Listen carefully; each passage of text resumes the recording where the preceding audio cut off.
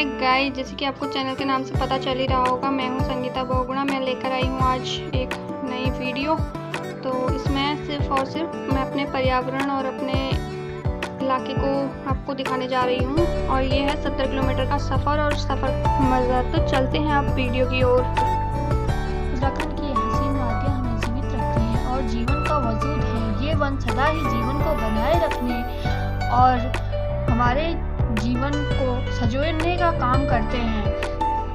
यदि वन नहीं तो हम नहीं, क्योंकि ये वृक्ष हमें सदा सांस के लिए ऑक्सीजन अर्थात सांस लेने योग्य शुद्ध वायु देते हैं। इन वृक्षों से ही हमें वायु प्राप्त होती है और यही वृक्ष धरती में जल को अपनी ओर आकर्षित करते हैं अर्थात बारिश लाते हैं। ये वृक्ष, ये जंगल उत्तराखंड के हमें ही नहीं बल्कि हर एक प्राणी को जीवित रखता है, जिससे कि जीवन संभव है। अब बात करते हैं कुछ नदियों की, जिसमें छोटे छोटे गधेरों से मिलकर कुछ बड़ी नदियाँ बनती हैं। इन नदियों की बात हम कर रहे हैं क्योंकि हमारे उत्तराखंड में छोटे छोटे गधेरे बहते हैं जो जाकर बड़ी नदियाँ बनाते हैं। जैसे मेरे इलाके से छोटे छोटे गधेरे मिलकर बड़ी एक कोसी नदी बनाते हैं। जहाँ तक कि मुझे पता है ये कोसी में मिलकर शामिल होती है। और इन गधेरों से बहुत सारे जीवित रहते हैं लोग, जिनको कि जल नहीं मिल पाता। इन नदियों से जल प्राप्त होता है और ये गधेरे जल की आपूर्ति को पूर्ण करते हैं और पूर्ण करने में सहयोगी होते हैं, जिससे कि हर एक प्राणी की प्यास बुझती है।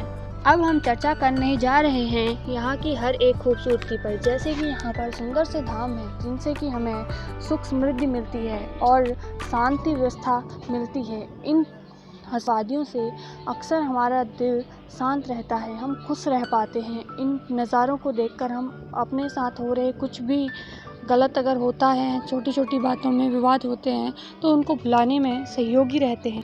और कभी कभी यहाँ के तीर्थ स्थलों से हमें ये सीखने को मिलता है कि इतने पुराने समय से ये स्थल यहाँ पर टिके हैं, तो हमें भी संयम और कायम रख करके अपने हर कार्य को करते रहने की सीख मिलती है, जिससे कि आस्थाओं को बरकरार रखने और अपने धर्म के ओर हमेशा अडिग रहने और अपने कर्तव्यों का पालन करने और अपने कार्य को, जिसको तुम अभी कर रहे हो, उस कार्य को करते हुए धैर्य रखने का हमें साहस मिलता है। ये मंदिर, ये आस्था केंद्र हमें बताते हैं कि हाँ, इंसान का जो जीवन है वो जीवन हमेशा कुछ न कुछ कर्म को करने और हमेशा कठिन परिश्रम करने को लेकर प्रतीत कराता है।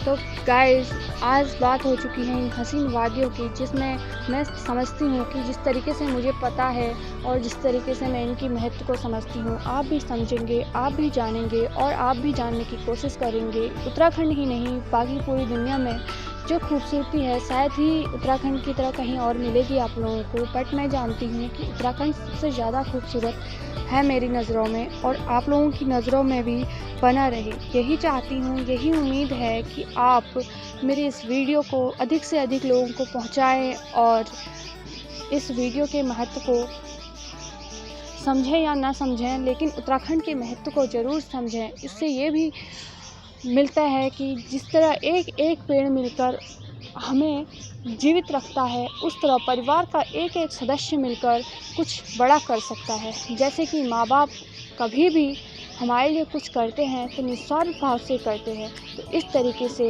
ये वृक्ष भी हमारे लिए निस्वार्थ भाव से हमें जीवित रखते हैं।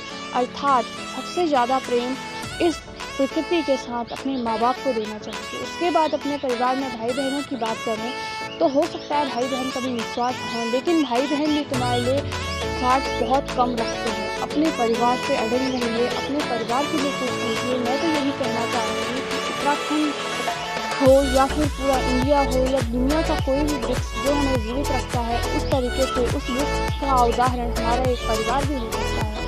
जिस तरीके से नदियाँ हैं निस्वार्थ भाव से हमें जीवित रखती हैं, कुछ न कुछ अर्थात हर कोई प्राणी जैसे कुछ न कुछ करते रहता है, वैसे आप लोग भी करते रहिए और निस्वार्थ भाव से अपने परिवार से जुड़े रहिए, ताकि कुछ न कुछ दुनिया में अच्छा रहे और अच्छा बने। मैं तो इतना ही कहूँगी कि आप अगर जितना अपनों से जुड़ेंगे उतना अपनेपन में रहेंगे, जितना इस प्रकृति से जुड़ेंगे उतना अपने आप में खुश रहेंगे।